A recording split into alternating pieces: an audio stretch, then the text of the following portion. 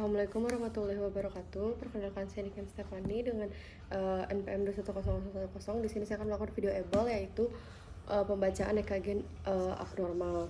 Nah, di sini saya mendapati kasusnya ini Tuan N, 63 tahun, datang ke IGD diantar anaknya dengan keluhan rasa tidak nyaman pada dada sebelah kiri dan menjalar hingga ke tangan kiri. Pertama-tama yang kita harus lakukan adalah kita identifikasi terlebih dahulu dari namanya dan usianya, lalu tanggal perekamannya dan juga jamnya. Lalu setelah itu kita lihat nih dari penempatan leadnya apakah sudah benar atau tidak.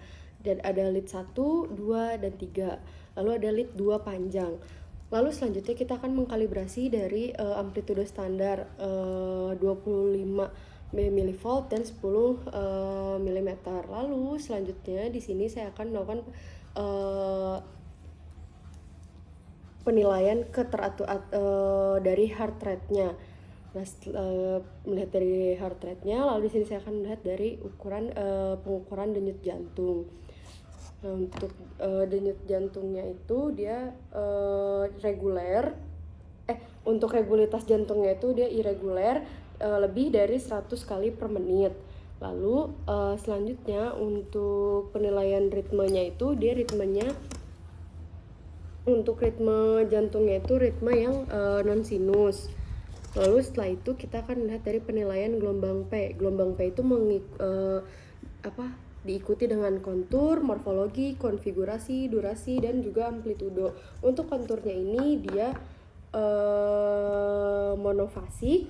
Lalu untuk konfigurasinya ini dia negatif di semuanya. Lalu untuk durasinya itu lebih dari 0,8 per detik, dan juga untuk amplitudonya itu lebih dari 0,2 mV per second.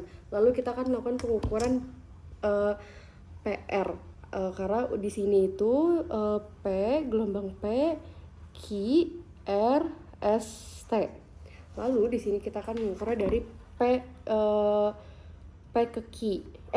ke R. Ini terdapat 2 kotak. Lalu untuk penilaian morfologi gelombang Q ini, morfologi gelombang Q-nya ini dia kurang, Q-nya itu dia lebih dari 1 mm atau 0,1 mV. Lalu untuk penilaian morfologi gelombang R-nya itu dia regresif, itu tidak normal, dan juga progresif. Lalu untuk S-nya itu regresif, itu masih terdalam yang normal. Yang R-nya itu progresif, yang R-nya juga progresif. Kalau R itu normal, kalau yang S itu tidak normal karena dia seharusnya itu regresif, tetapi ini progresif, dia ke atas. Lalu setelah itu kita lihat penilaian amplitudo kompleks QRS. Si R-lead-nya ini berada di ekstremitas 10 mm. Lalu untuk R-lead-nya itu di perikardial itu sekitar 13 mm. Lalu setelah itu kita pengukuran durasi QRS. Pengukuran durasi QRS-nya itu dia lebih dari 0,12 detik. Lalu kita melihat dari penilaian morfologi segmen ST.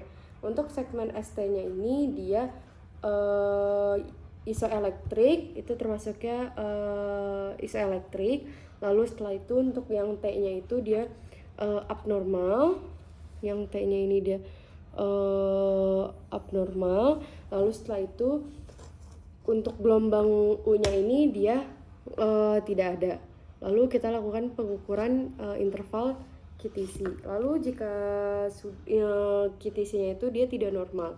Jadi untuk kesimpulan EKG pada pasien ini adalah pasien diduga mengalami heart failure atau gagal jantung. Untuk lebih lanjutnya lagi nanti hasil EKG ini akan saya rujuk ke spesialis jantung untuk ditindak lebih lanjut. Sekian, wassalamualaikum warahmatullahi wabarakatuh.